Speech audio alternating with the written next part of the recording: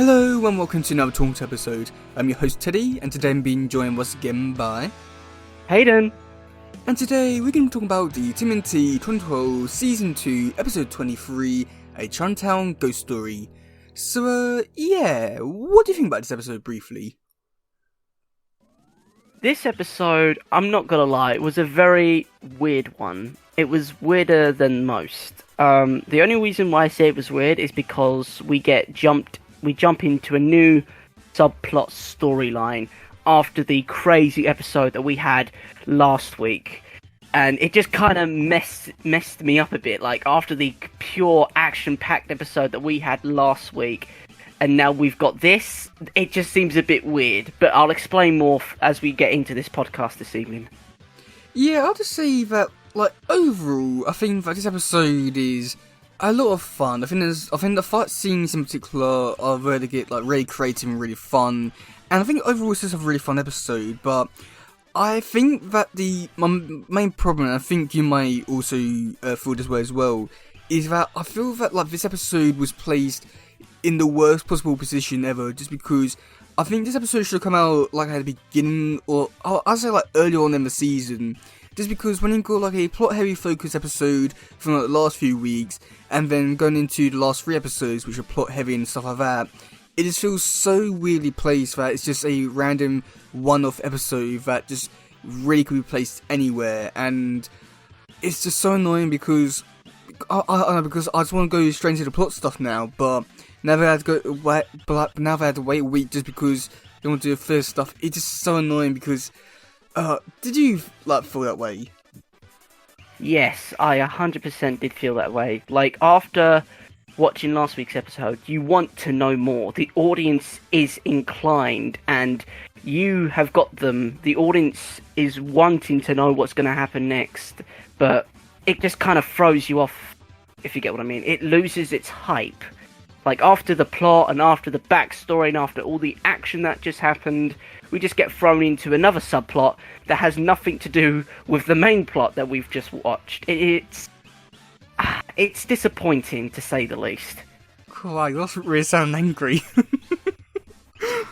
I am disappointed in a way. It is annoying. And sure, don't get me wrong, this is a great episode. I love it, a great filler episode. But I gotta take on board the fact that this episode was placed badly. Like you said, I think this should have been an episode at the start of the season. Not towards the end, where we're going to open up a whole can of worms and open up into this huge plot, this storyline of Karai, Splinter, Shredder.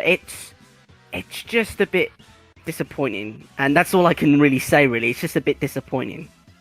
Yeah. Okay, well, going into this episode, just moving on from the rants. So, we do first. Early. So we do first start off with Casey trying to impress April with Donatello there. Casey has some good skills. He was able to ride across the wire and not break it or even fall down. What do you think about that scene? To be honest, I thought we've gone past this stage by now of the rivalry between Casey Jones and Donatello with April O'Neil. I thought we went past this by now, but sadly we haven't, and I guess we're stuck with it.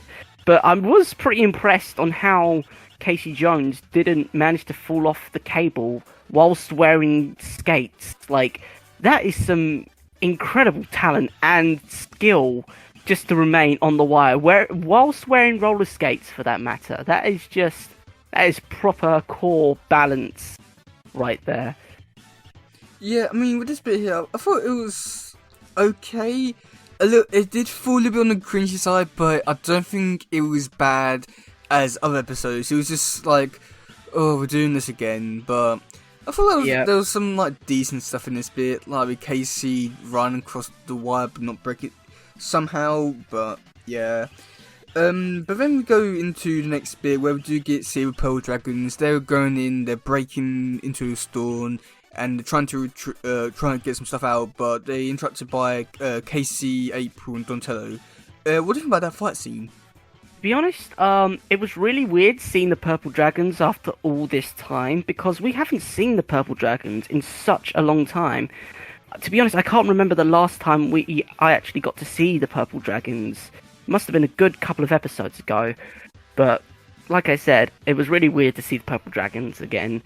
But yeah, to be honest, I wasn't expecting it because they're purple dragons, and sadly, the purple dragons in this universe, I don't think, in my personal opinion, aren't like the most well known because it's such a small group and it's not really like not really shown in this series compared to the other ones that I've seen thus far.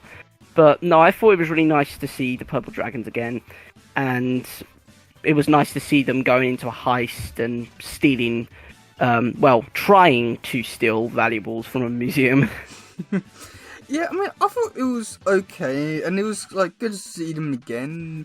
And yeah, I do agree with you, with your opinions about the Pearl Dragons. I do feel like the 2003 ones are probably portrayed the best with how they're presented. With, I mean, come on, it's like a bigger group. This is hardly much of a group, only 3 people, so it's not very much of a gang. So yeah, but I felt like the fight was just a really disappointing one. And I think that a few reasons for it is just because one, we got to see the Pearl Dragon's wind, which normally that indicates that it's probably like a bad fight, something like that. But also, I found it like really annoying that they kept going back to like subplot of like Donnie versus Casey, and I do think that it is an interesting subplot, but I don't know, it can be presented good and also bad at times depending on what they do with a certain thing. But because of how they did it in this one, where they kept getting each other's way just because they weren't trying to impress April and stuff like that, it just felt so weird and out of place compared to like other episodes. I mean, what did you think about that? Because it was just so weird for me. I'm really not too sure. It is. I understand where you're coming from, but it's. To be honest, I'm not too sure. Oh, that's great. So yeah, then after that, we do get to see the Pearl Dragons. They come out onto the streets and open up the knife, and that's when we get to see the villain Hu Chang. What do you think about the new villain Hu Chang? Hu Chang. To be honest, when I first saw Hu Chang, I was thinking, oh my gosh, this is like a new boss, a new threat to the Turtle universe. And I thought, to be honest, I really thought he was like related to the Shredder, or like Master Splinter may have known Hu Chang, but of course it was like several thousand years ago, so I'm not too sure they would have known, or maybe would have given insight to the story of Hu Chang, but we don't know. But no, I thought Hu Chang was pretty cool, and his voice actor sounds very familiar. Yeah, I had that throughout watching this whole episode. Like, I didn't pick up on it for like the past few years, but only today I was like, that voice, and I found out who it is, and you have seen him in stuff, and when you hear who he is, you're gonna be like, oh my god, it's him. So we'll wait a little bit for that. But yeah, I mean, overall, I feel like Hu Chan is an okay character. I do like his energy and vibes with what he's saying, but at the same time, I do feel like it's not really in character, just because he was around for like 2 centuries before that. So it does feel a bit weird that he's saying all this kind of stuff and then has the energy of like the modern day energy kind of vibe. Even though he should be having like energy of like, you know, like an old person from like 2,000 years ago, if that makes sense. It just feels a little bit out of character for him, but I do enjoy his character. He's like a really fun character. I just wish that they did present him in a bit more of a different way. I do feel like he's more of kind of like a Shredder kind of character, where he's a stern, like very focused, very stern and stuff like that, compared to how he was. So yeah. What do you think about him giving the Pearl Dragons the powers? To be honest, that was pretty cool. I think the powers were the only good thing that have come from this episode. Like, we get to see a whole new variety of mythical powers that have been unlocked in this universe. Like, we get to see wind, lightning, and thunder. And it was super cool, to be honest. Like, the purple dragons, a bunch of nobodies getting upgraded to this godlike power was pretty cool. Like, they are now a turtle-level threat. Like, they've got these mythical ancient powers, and they can rival anyone that they so choose. And I just thought that was pretty cool. However, I'm not a fan of the hats. Like, where do they even get them from? I'm not too sure either, but I did like something which Mikey said later in the episode, where he does mention saying they had nice hats, which I was somewhat thinking maybe like a little reference to the Charles 3 episode, you know, the one where they're finding April's apartment and they see the Furley and he goes, nice hats. I thought it was something like that, so yeah, I mean, that's my headcanon for of it. But yeah, I mean, overall, I thought that the power thing was okay. I mean, I can't really say too much about it because I know that it's based on the movie, so of course I had to go down this route. The only thing which I will say was a little weird though, was I did think it was weird that they gave one of them thunder, because that's not really much of a force, is it? That's just the noise, or am I just wrong about that? To be honest, yeah, it's not an elemental power that I would say. Like, sure, you got wind, lightning, sure, that's really cool, but thunder, I understand where you're coming from there. Maybe if they went with, like, maybe, I don't know, fire, yeah. something like elemental, that would have been pretty cool. But no, thunder and lightning go hand in hand, and of course wind as well. Like, it's the recipe for like a tornado, I guess. Like, the three powers combined to make an unstoppable force, perhaps? I'm not too sure. I'm going way too deep into this. Yeah, I mean, this seems like really weird. It's almost like saying like Thor, like saying like he's a god of thunder, but thunder's not really anything. He's more of the god of lightning and stuff like that. So, you know what? Let's move on. We're gonna be on this way too much. yes, we are. So in the next scene, we do get to see the turtles. We're talking about how Splinter, he's sort of a little out of it because stuff is Karai, and they say that, oh yeah, all of them need to go out and try and find the like Karai and all that. What do you think about that scene there? To be honest, it was pretty cool.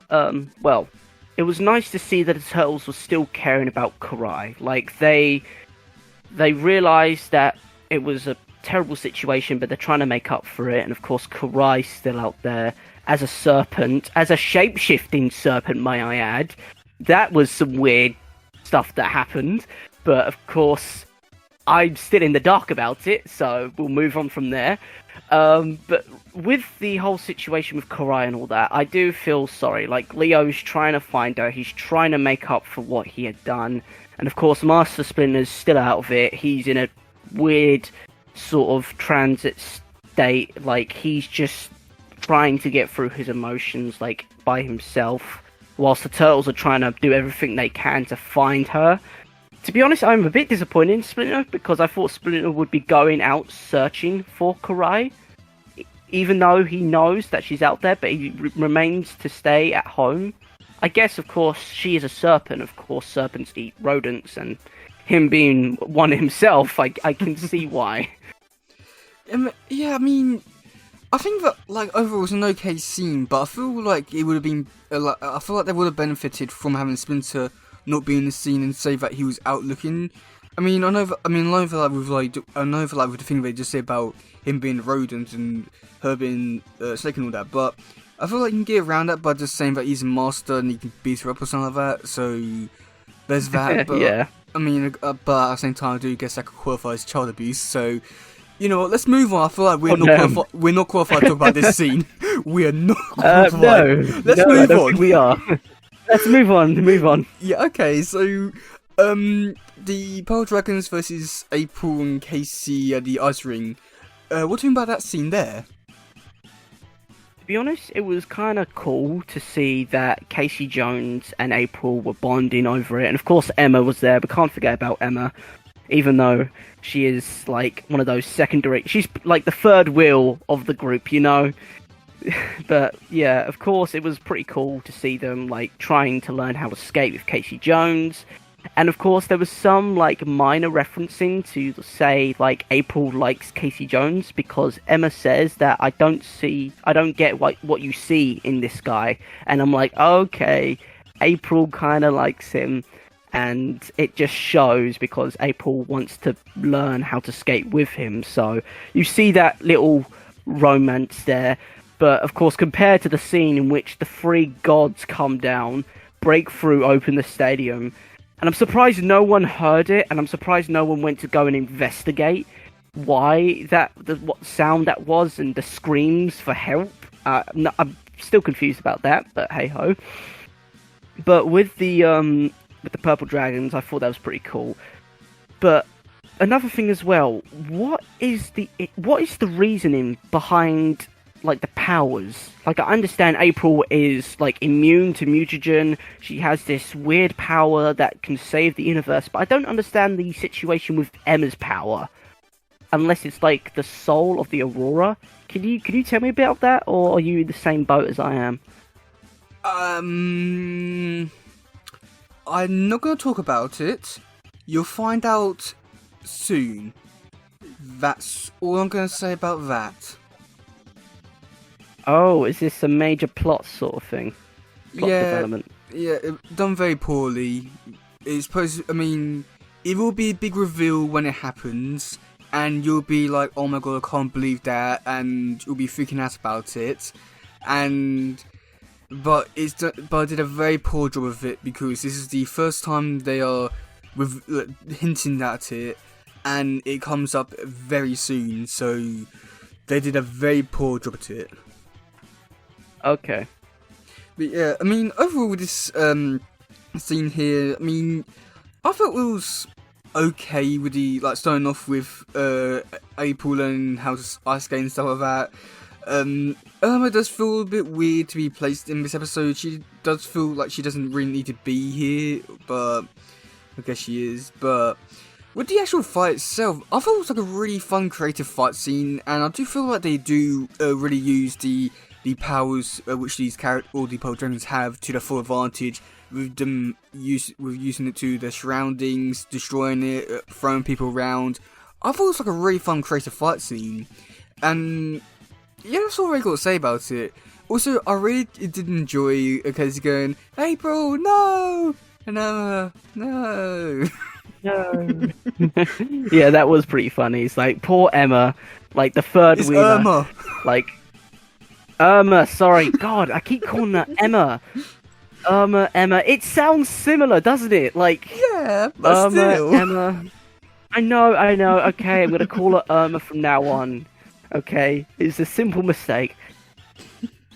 Okay, well, moving into the next bit, we do get to see Battles fight the Pole Dragons with all the powers. What do you think about that fight scene? I thought that was a pretty cool fight scene. Like, the purple dragons finally have some, like, powers that can actually rival the turtles' powers was pretty cool. The thunder, wind, and lightning situation. I thought that was pretty cool, and the fact that the turtles had a hard time trying to fight the purple dragons, and it's like really weird, like it's like a power change, like the opposite has happened. Like usually it's the purple dragons getting beaten up, but now it's the turtles that are getting beaten up by the purple dragons. So I thought that was really funny, like the juxtaposition with the different powers, you know, like it's been swapped around. Yeah, I mean, I felt like the fight scene. I don't know. I found it a little bit weird, like with the Pale Dragons, of how because of their powers and got to see them easily take out April and Casey. I did find it like really weird that in this fight scene we do get to see the Turtles taken down like really easily.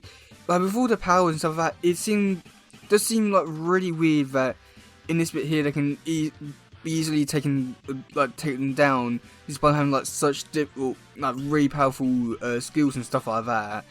So I do find that to be really odd.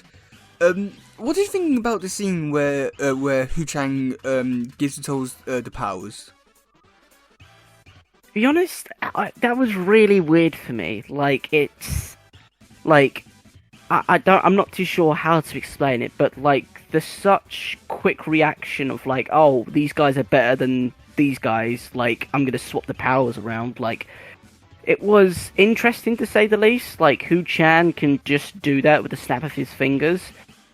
But I thought that was pretty cool as well. But like, it's weird. Like, Hu-chan can do that. Like, sure, he gave them the powers and he can take away the powers, but he gave them to the turtles and then left the purple dragons like to fend for themselves. Like, maybe if they kept the purple dragons and the turtles, maybe it would have become like a huge army sort of thing. But I guess you can only like give the 3 elemental powers that Hu-chan's got. I'm not too sure. Yeah, I mean, I thought it was like a very fun, creative way to get the characters out of the episode for the majority of it and focus on Casey and Johnny. It was creative, I'll say that. But with that being said, with like what you've been saying about the about the power set thing, it does seem a bit weird. And if you can do that, then why doesn't he just go out and get like Shredder, Tire Claw, and like Master Splinter, and then like give them all the powers? It does seem weird why it just sticks to like those characters, but I guess you didn't have to budget for it or anything like that, so there's that. So yeah, then after that, we do get to see a really cool chase scene in the car with the turtles and Casey and Donnie. What do you think about that chase scene? The chase scene I thought was pretty cool, and I did like how the turtles were like flying. They kind of like reminded me of like Superman flying through the sky, but instead of Superman, it's the turtles, you know. But I thought it was pretty cool. Yeah, I mean, I thought, I don't know, when I first saw this fight scene today, because I forgot about this fight scene completely, so I was quite surprised by it. But when I was quite looking forward to it, just because I wasn't really too sure what to like expect again. But I did find it a little bit disappointing that I didn't really do all too much with it. They just flew around the city a little bit, and that's pretty much it. There wasn't really too much with it. I was sort of hoping for a lot more exciting things, but I guess with the budget and stuff like that, they couldn't really do all too much with it, so it was sort of disappointing there. But even then, like seeing Pole Dragons afterwards, they were just right there. Like, how did they get away so fast? But yeah, so after that, we do get to see Donnie and Casey. They go back to the lair and they try and find out information about Hu-chan and all that. Do you think say about that a little bit there? To be honest, it was kind of funny that the first thing that came up was like a sushi place, like Hu-chan Sushi. It was like, damn it, that's not it. Yeah. I can relate to that. It's like, I'm trying to find something through just the word, and then of course Google brings up all these different ones, and I'm like, no, it's not that either, and you have to scroll down for the entire page just to find the one thing that you're looking for. Yeah. I mean, I thought that the scene was okay. There wasn't really too much to really talk about. It's just like one of these scenes where I just getting from one point to another, so there's that. What do you think about the second fight between Casey, Donnie, and the Turtles, and them using the pizza to distract them? What do you think about that fight scene there? Now that was funny. I did crack up with that. With the fact that it even worked was the funny thing. Like, they used pizza to just like disrupt the power. Like, it was so funny. Like, to be honest, I didn't think it would work. Because when Donnie was talking to Casey about reloading like the manhole cover gun, is it the manhole cover they call it, or is it sewer? Yeah. Manhole. Yeah. Manhole. There we go. Sorry, I'm just so used to like calling it a sewer cover, not a manhole. So, but anyways, I was weird. I was a bit confused why Donnie would say, "Is the manhole cover gun loaded?" And of course, referring back to last week's episode with the manhole cover gun not being loaded, and now it is loaded. Like, he's just double checking. That's kind of cool to implement that in there. But then, of course, I realised why they loaded it up. Because of the pizzas. They loaded the pizzas up. But no, I thought that was just a really funny scene. They used the manhole cover gun just to distract them with pizzas. I thought that was just really funny. I mean, I thought the pizza bit was a little bit weird to put in manhole cover manhole cover bit, and they still ate the pizza despite going on the floor. I found that to be so weird and disgusting that they ate something that had manhole covers out of it, and it was also on the floor. But then again, that's my key. But overall, with the fight scene, I don't know, something about it was just like okay, but still fun and creative at the same time, with them doing it in the air with all the other toes flying around. I did find Donnie beating him a bit too easily though. I did find it a little bit weird, and also him surviving a fall from that drop. He definitely should have died, or am I looking into this a bit too much again? Yeah, well, to be honest, you know me, I've kind of stopped thinking about it because I'd lose my mind. But yeah, I think you're right. He would have been injured in some sort of way, but I don't think he would have died as such.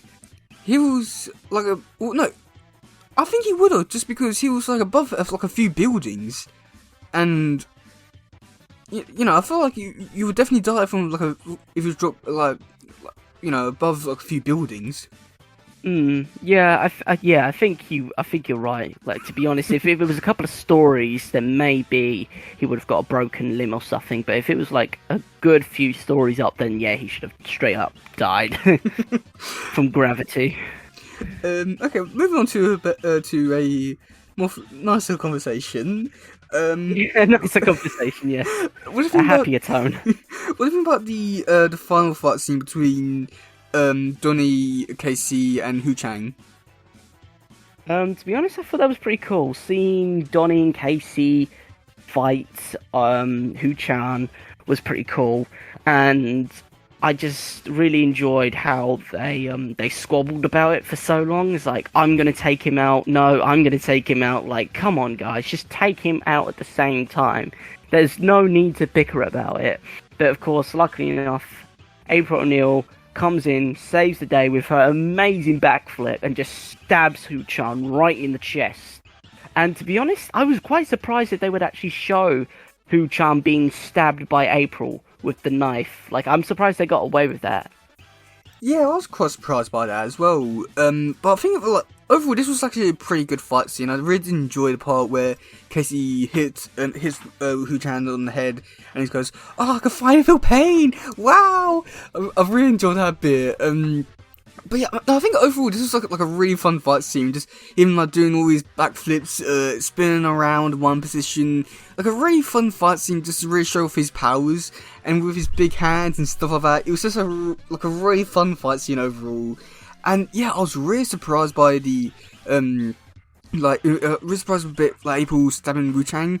I was not expecting that. It was interesting. I was really expecting to be like something a bit more child friendly, but I guess it was still child friendly because there was no blood. But at the same time, it just seems it sort of does seem like they did push it a little bit too far, but at the same time, not really. But yeah, then for the final scene, we do get to see Donatello. He throws a knife into the river. What do you think about that scene there? To be honest, that was a really cool scene. I really did like how the sun was setting over the city skylines, and they're all there just looking out to the sunset, and of course Donnie throws Hu-chan into the abyss and never to be seen again. And I thought that was just a really nice ending to the whole episode. Like, it's a nice, beautiful sunset or sunrise, whatever it is. But I just thought that was pretty cool. But also, I'm gonna go on a rant here just for a moment. But don't the Krang live under the ocean, like in the sea? And of course, if they found the knife of Hu-chan, they could like partner up or use Hu-chan as a weapon against the turtles. Just think about it for a sec. I know it's like probably not true, but that's what I thought. Oh yeah, wow. I did not think about that. Oh my god, really? Yeah, no. I mean, I didn't think about. I mean, sadly, they don't do that. But yeah, I can't believe I didn't think about that. Huh.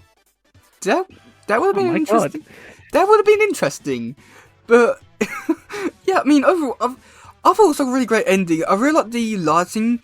It was really giving me vibes of like 2003, like one of those like kind of endings. I feel like you know what I mean. Like the like really I don't know how to describe, like, happy, sad ending kind of vibes from, like, 2003 show is really giving me, like, those kind of vibes, and I think it worked really well, but at the same time, it did seem a little bit weird that, like, it worked so well for those reasons, despite not really being for those reasons for this ending. So, yeah. But it was a bit of a shame. Yeah. But it still worked. Yeah. What do you think about this episode overall?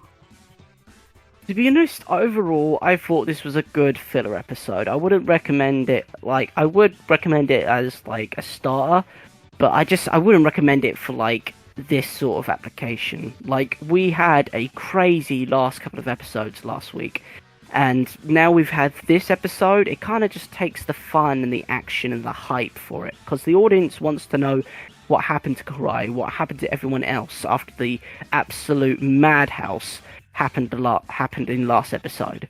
But to be honest, I don't think this is going to be in my top 10. I don't think so. Even though it was a cool idea and a cool little thing to explore new characters and all of that, I don't think is my favourite episode out of all of them. But overall, I thought it was a nice filler episode. We got to see some new powers, new villains, and talk about and look about the aurora of why Hu-chan was so interested in April and Irma, and with their, I don't know, maybe their souls or something. Like I said, I don't know what to expect from that, but no, I thought it was a pretty cool episode all in all.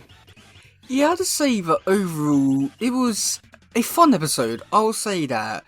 It has some really fun fight scenes, and they do get really creative, and we do use it to the full advantage with all the powers, and I do think it does work to a certain degree, but I do think that because of where this episode is placed, it just brings it down so much just because of all the plot stuff, like from the last few episodes and the episodes that come after this one. It's just in this really weird place, but I feel like had this episode come out earlier in the season, I feel like this episode could potentially be on a top 10 list, but at the same time, because it's not, it makes it really hard to enjoy this episode. So, do you want to hear the comments now? Let's hear them. Okay, so on YouTube we got Leela728985. They put, what's cool is Mikey. This is sort of like a spoiler type thing, but basically saying that like some of the stuff in this episode was sort of foreshadow for future things in future episodes. Comic, they put, I'm old, 38, so I grew up on Big Trouble in Little China, and this was hands down one of the best episodes, an incredible and flawless episode, absolute. I think we can disagree on that.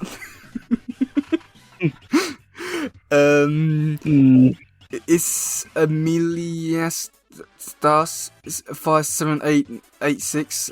They put, I guess it was cool seeing the characters like this, but not much more than that. And then we had a few other comments which turned into a big thread, which was really weird.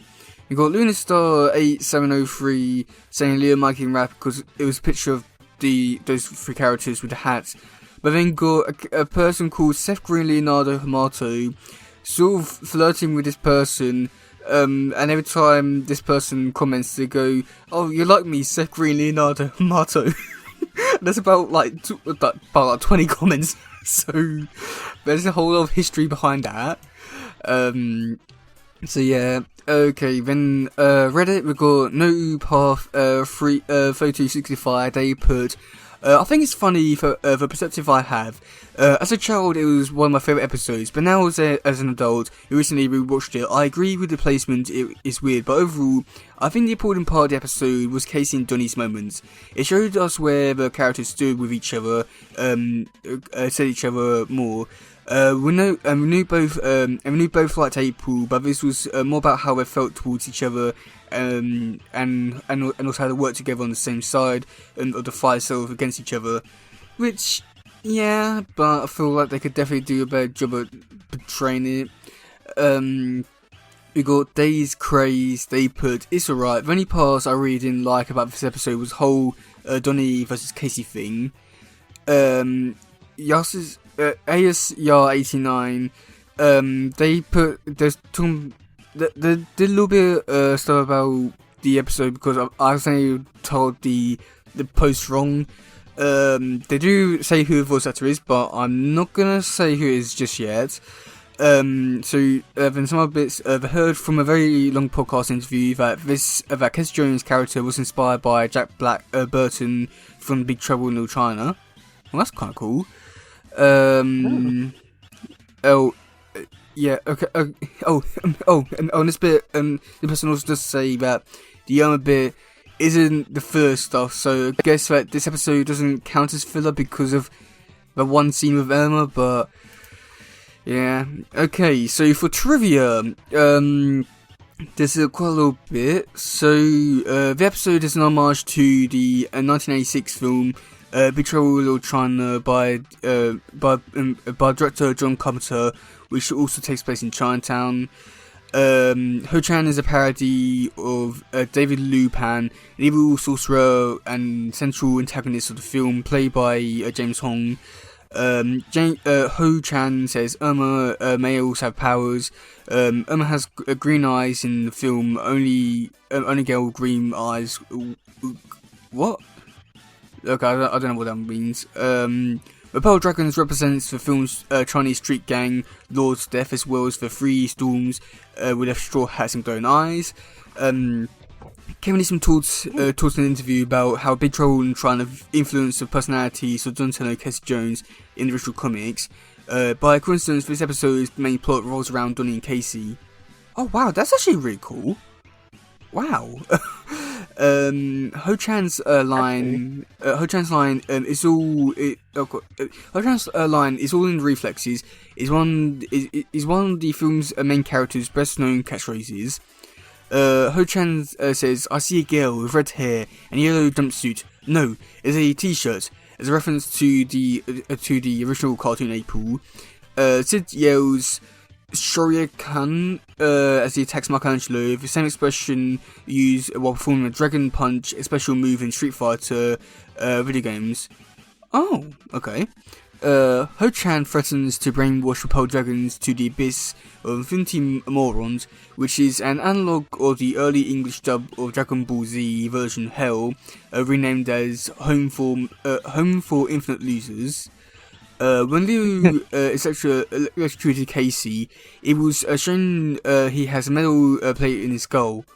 Oh, that's a little dangerous. Because I was thinking, why did it show his X-ray? And of course his mask was also shown. I thought it was metallic, but that is kind of weird. Why does he have a metal faceplate in his actual face? Like, did he have an accident as a kid, or like, why? Is it his superpower? What's going on there? Yeah, I feel like probably the best if I don't talk about this, probably the better, just because I feel like it's going to be another rabbit hole that'll go down. Okay, yes. So the music that plays during the episode is purposely very close to original Big Trouble in Little China soundtrack produced by John Carpenter himself and Alan Horath. Ho-Chan's gestures to control the tails by crossing his fingernails and using his thumb as a trigger is lifted straight from Big Trouble in Little China. Okay, let's look at the cast because you're going to be very surprised and shocked. Okay, so we've got April voiced by Mae Whitman, Casey voiced by Josh Peck, Donatello voiced by Rob Paulson, Leonardo voiced by Dominic Clatterbone, Michelangelo voiced by Greg Sipes, Raphael voiced by Sean Astin, Emma voiced by Kate Mikuku, Fong voiced by Andrew Kisono, Sid voiced by James C, and Toshu voiced by Andrew Kishno. Okay. So who do you think voiced by who do you think voiced Ho-Chan? To be honest, I know the voice from Kung Fu Panda, but I've forgotten the actor's name, and I'm gonna kick myself because I definitely know who the actor is, but I've just forgotten his name. Like, it's so annoying. It's James Hong. That's it. Now, to make things even better, and one little bit of trivia which I missed out a little bit earlier, is that he was actually in Big Trouble in Little China, and he actually played Ho-chan. How amazing is that? Oh my gosh, that makes it 10 times better. Yeah, I mean, I've seen a few of his stuff that he's been in, mainly the Kung Fu stuff, but yeah, I mean, it's really cool because I've always found him a pretty interesting character in his movies, and he really suited the character so well. But I think that might be because he played a divisional character, so there's that. Yeah. But yeah, looking through his IMDb thing, there's a lot of stuff which he has been in, but I haven't seen. He was in the Romeo and Juliet sequel, Sherlock Gnomes, as a salt shaker. Oh yeah, I think I remember that. Okay, that's interesting. He's actually been in a few stuff that I've seen as well. He's been in where was it? He's been in Friends as Hoshi. That's pretty cool. What is it? God, there's so much. Of course, he's been in the Kung Fu Panda. Generator Rex? Sorry? Who's in Generator X? Oh my god, yeah. He was the vendor. Oh my god, Providence. Yeah. Wow. I remember. Oh, he's only been in one episode, though. I thought he was in more for some reason. Oh, well. Of course, The Day the Earth Stood Still. Great movie. He's been in The Beast, Alpha Protocol. He's been in Scooby-Doo Mystery Incorporated. Now that was a good show back then. He's been in Call of Duty Black Ops as well. Wow. That is a good... I used to play that game all the time. And of course he's been in... No way. He's been in the Diablo series? Wow. Okay, now that... Of course he's been in the Kung Fu Panda again. He's been in the Call of Duty Black Ops 2... Diablo 1, 2, and 3. One of the new ones as well that have come out. Really popular. And he's been in Beast Mode, Teen Titans Go, all the classics that I used to love and watch. But yeah, wow. no, he's oh sorry, no, 6, Diablo 6. He's been in. Wow, I'm still scrolling. Only up to I can't read. 1960. What? Hang on, he's been acting since the 60s. Yeah, he's been doing this for a really long time. Jeez. And we're in the 50s now. Yeah, he's been... 1954 started. I'm still scrolling. Blimey, he's been in the game for a really long time then. Cool. Well, he doesn't have long left then. Can't say that. Hayden, he's nearly 100 years old. He doesn't have much time left. He's not 100 years old. I said nearly. He's not 100 I years said old. nearly 100 years. Yeah, but he's not, is he?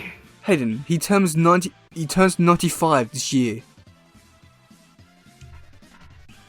Okay, yeah, that I could see why he may be... Yeah, Jesus, that is quite old. Yeah. Yeah. Okay, I thought he was younger than that for some reason, but now that you said the age, I can now piece it together. It's like, yeah, Jesus, he's old. Yeah, I mean... But he's still a good actor, though. Yeah. Like, nonetheless, he's still an awesome actor. Oh, yeah, definitely. I just think that, like, because he's been in a lot of modern stuff that a lot of people are seeing, like, growing up, I think that's what makes him, like, feel younger. But knowing that he's nearly 100, it's... Ooh, that's gonna be a sad day. That is when the Earth will stop and just, like, be in shock. Like, I definitely will be, because he's such a great actor. He's been in shows that I used to watch as a kid, and it was just a part of the childhood, you know. He's that voice that everyone loves and knows about. He's just an iconic voice actor that everyone loves. I like how we're talking about him as if he's dead now. Well, he's not dead, is he? Yet. I blame you for this. I just have really bad visions where like we released this podcast like just before or No, don't you dare say it. Don't you dare say it. Don't you dare jinx us. Okay, moving on, just in case. Because I know what's gonna happen. It's just don't, because that is just not gonna be good for us. Okay, moving on, just so that we can be safe about things. So, next week's episode is called Into Dimension X. What do you think is going to happen in that episode? Well, I think we're gonna go into Dimension X, that's for sure. Okay, is that all you're going to say about it? I think we're going to explore some new dimensions, I think, as well, and probably run into the Crown again, but I don't know, because in Dimension X, there's so many other dimensions that can be explored, so I really don't know what's going to happen. Like, it is such a huge, like, it's a huge thing. I don't know which dimension we're going into, so I can't make a definitive decision. Okay, well, it's interesting the way you said so far, so it'll be interesting when we get to next week's episode. So, yeah, do you have anything else to say about this episode, or are you sort of done with this one? To be honest, I'm sort of done. I've had my fun. I've talked about everything that I could talk about. To be honest, it wasn't my particular favourite, but it was interesting nonetheless. Well, yeah, if you don't want to get onto the podcast, you can leave a comment on YouTube, Reddit, Anchor, either as a text message or a voice message. But, yeah, I've been your host, Teddy. And I've been Hayden. And we'll see you all soon. Goodbye, yo. Bye. Bye.